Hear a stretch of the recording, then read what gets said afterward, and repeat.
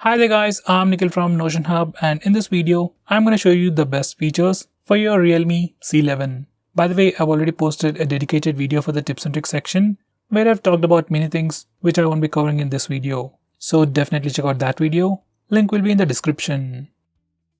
Now the first best thing about this phone is definitely its huge battery size. This phone sports a 5000 mAh battery and can easily last you 2 days. There's no fast charging, but you do get a 10 watts power adapter inside the box. Next, this phone also comes with some pretty decent cameras. On the rear, it has a dual camera setup with a 13 megapixel primary camera with f2.2 aperture, and for selfies, it has a 5 megapixel camera with f2.4 aperture. These are some sample shots.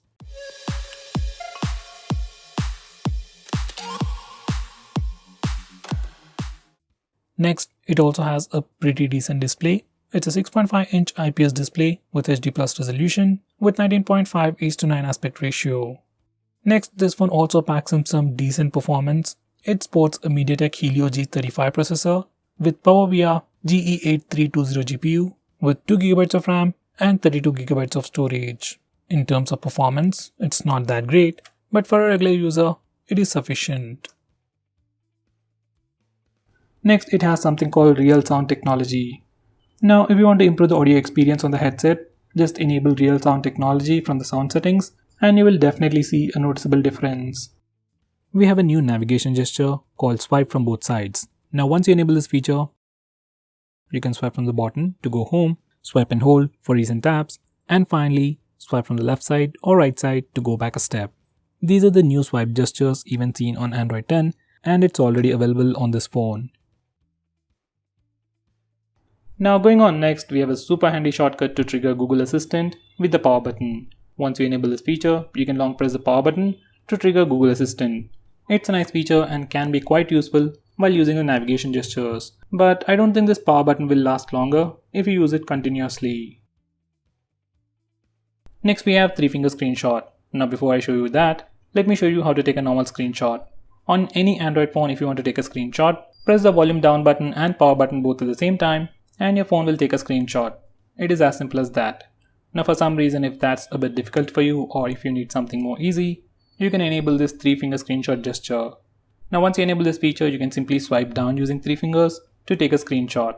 Personally, this is my favorite feature or my favorite way to take a screenshot, and nowadays most of the phones support this feature. Now going on next, we have long screenshot. Now to take a longer screenshot, first you need to take a normal screenshot. You can either use the buttons or the gesture. Now once you take a screenshot, you get this preview. Now click long screenshot. Now just scroll the page up as long as you want to take a longer screenshot.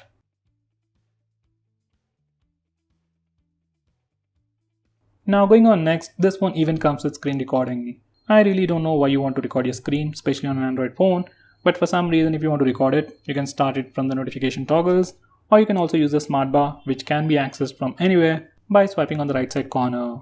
You can stop recording by clicking the stop button on the floating bubble. Next we have flash on call. Once you enable this feature, every time you get a call, flashlight on the phone blinks to give you an indication. This feature can be quite useful when your phone is in silent mode. Next we have a feature called vibrate when you answer an end call. Just like the name suggests, every time you answer a call or end a call, your phone vibrates. It's not a big feature, but adds to the overall experience. Next we have a feature that identifies unknown numbers.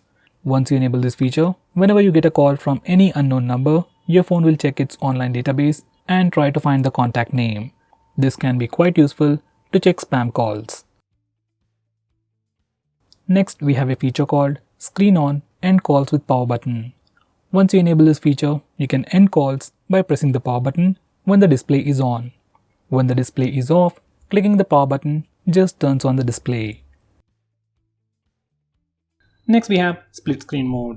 Now, split screen mode has been on Android for a very long time, but on this phone, we have some more features. Now, to start a split screen mode, as always, you can simply press and hold the recent tabs button. Or on this phone, you can also use the 3-finger gesture. Simply swipe up using 3 fingers to open the current application in a split screen mode. You can choose a secondary application from the list below. Personally, I like this gesture and I wish every other phone has it. Next, we have some screen off gestures like double tap to wake. Just enable it and double tap the screen to wake it up. Next, you can draw an O to open the camera application. We can also draw a V to toggle the torch. We can also draw characters like greater than or less than for music controls. And finally, you can add custom gestures like you can draw a W to open WhatsApp, M for phone dialer, and so on. Next, we have raise to wake. Now once you enable this feature, you can simply raise your phone or pick it up from a table and your phone wakes up and then displays the lock screen. Next, we have flip to mute incoming calls. Now just like the name suggests, once you enable this feature, you can flip your phone to silence an incoming call.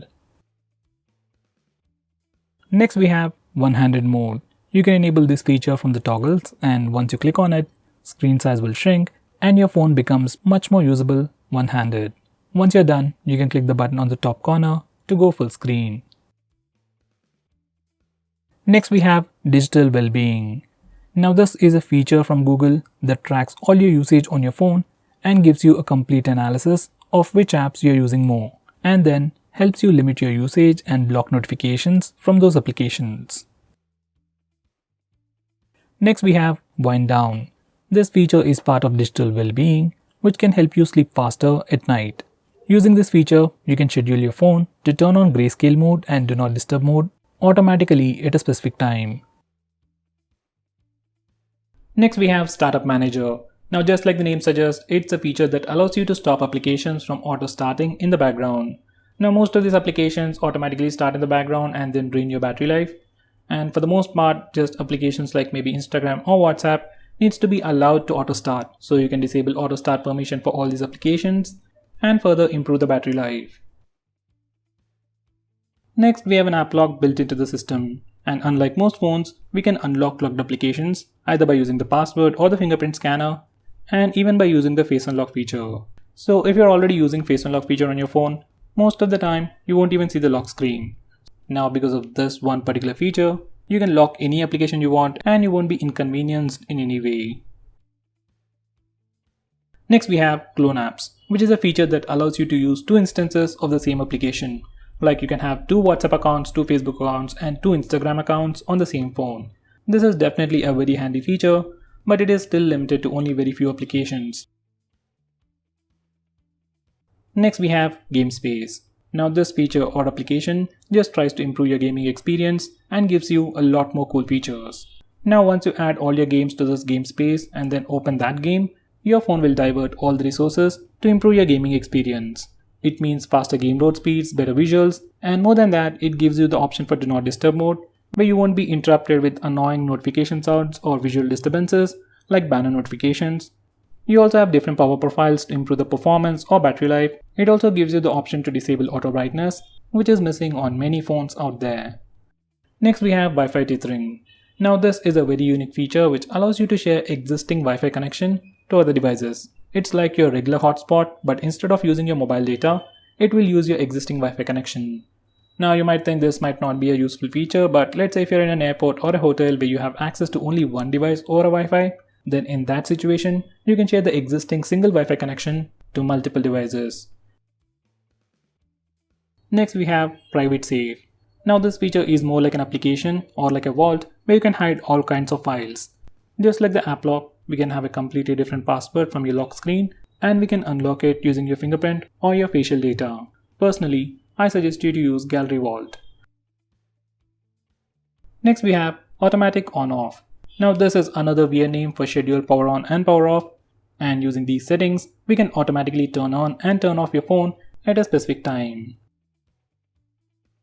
Next, we have Kid Space. If your kid is troubling you about your phone, he wants to play some games, or maybe sometimes he accidentally purchases stuff, Kid Space can be quite useful for you. Once you configure this Kid Space, your kid will be able to only use specific applications that you choose, and he will be able to use your phone only for a specific amount of time. Once again, it's a nice feature, but if your kid already knows your password, it's completely useless. So guys, those were all the best features. If I missed out on anything important, do let me know by commenting below this video, and make sure you check out my video on tips and tricks section. Link will be in the description. Now, if you're planning to buy this phone, please use the link in the description. It always helps the channel. And if you want us to make any specific video, tweet out to us with the hashtag AskGreedyTech on Twitter and I'll try to make it as soon as possible. I'm Nikhil from GreedyTech signing off. Have a nice day.